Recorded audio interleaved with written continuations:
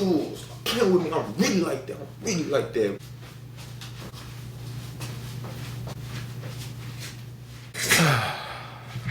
What's up, guys? Mr. Fit to Flourish, in the flesh. Had to do my touchdown celebrations because I'm really him. When it comes to trading options, I'm really him. I try to stay humble, but I've been destroying this market, man. I've been destroying the markets ever since I started charting every day. I've been charting every day for 2 years. I know exactly what's going to happen. I already know. Follow the TikTok, Discord, all that link in the bio, whatever. I don't care. Don't join anything, whatever. Like, share, subscribe if you like the content. But I'm about to get into how I smacked $1 million bajillion. Not $1 million bajillion dollars, a couple $1,000s though. Trading the Q. So let's pull up the chart here.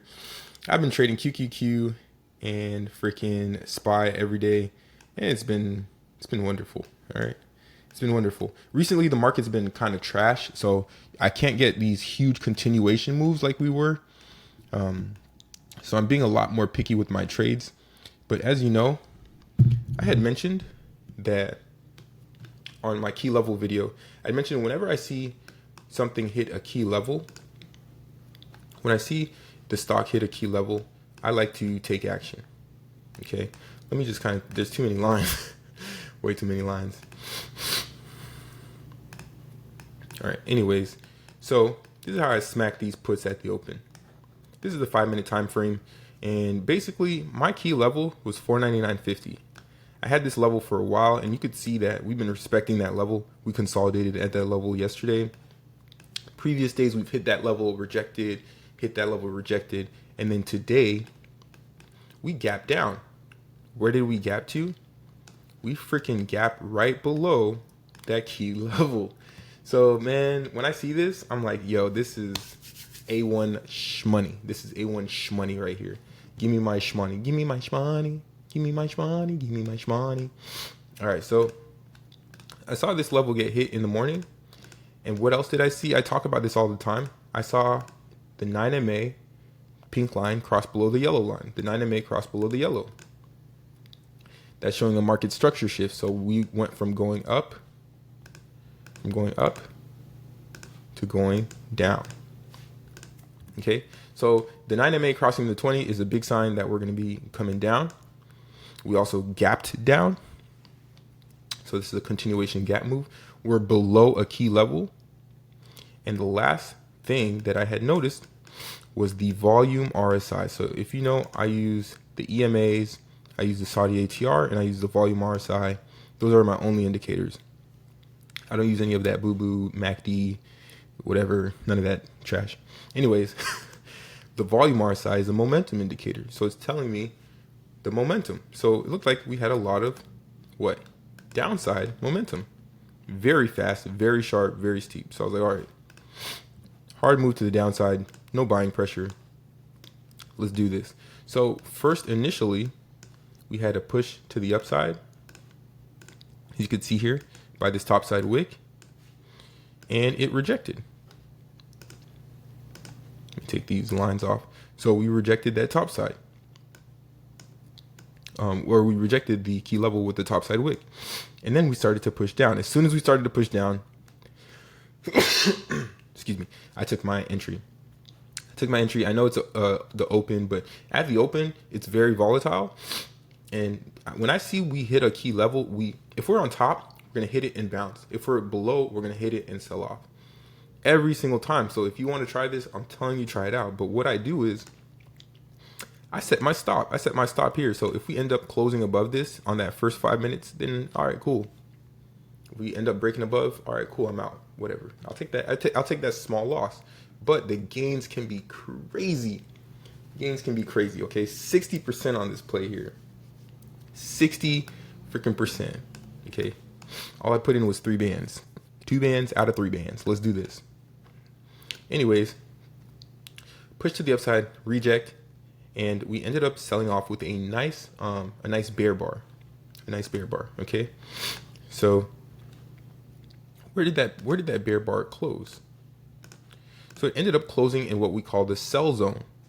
Okay, which is this ATR here, this yellow ATR level, which is when we get below this level, typically if a stock gets below their sell ATR, the yellow line, it means that it's likely to continue in that direction. There's enough selling pressure to push it that far. Well, we're likely going to continue in that direction. So got that good push down. And then we had a pretty big push up. It was a big green bar, and I was a little concerned. I was like, God dang it.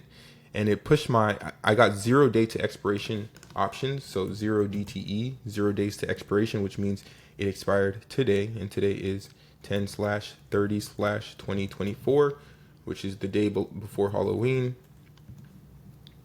So, it's scary hours. But anyways, I got 0 days to expiration. I got 494 puts, 494 strike price puts. And I got them at $72 per contract. And exited at 1.18, which is $118 per contract. All right.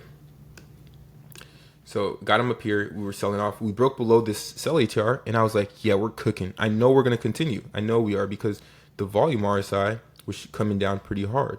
We have the 920 crossover as well on these EMAs. So the 920 crossover here. So that's 2 signs. We had a nice trend bar, 3 signs. We're in the sell zone, 4 signs, and we rejected a key level 5 times to get the heck in on this play. So we're always looking for evidence to get in on the play. If there's not enough pieces of evidence, it's just like 2 small signs, I'm not getting in. Okay, don't do it. Don't kill yourself.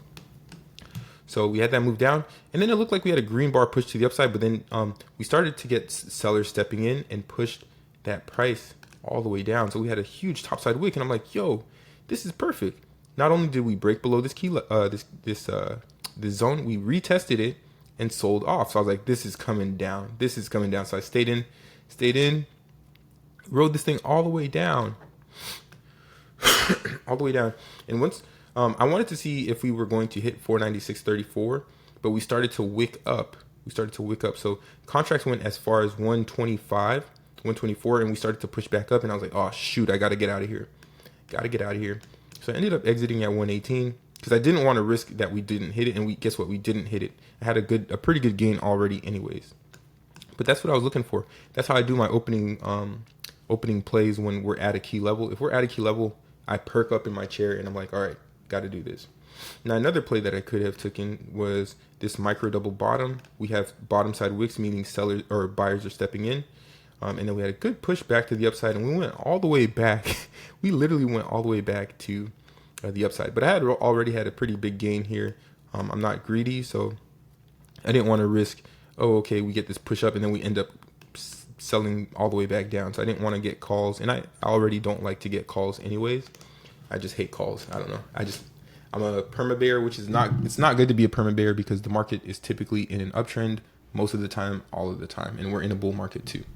But I like to, I can easily identify sell-offs, and typically people are more inclined to panic more they are optimistic. So, and a lot of people don't know how to buy puts anyways, and people don't know how to short. So I like to specialize in shorting. But yeah, that's pretty much how I do my opening plays, key level plays, getting this money. So just wanted to show that review. It's your boy, Mr. Fit to Flourish, and I'm outie. Good morning, welcome to the Fit to Flourish podcast. Let's talk wellness, finance,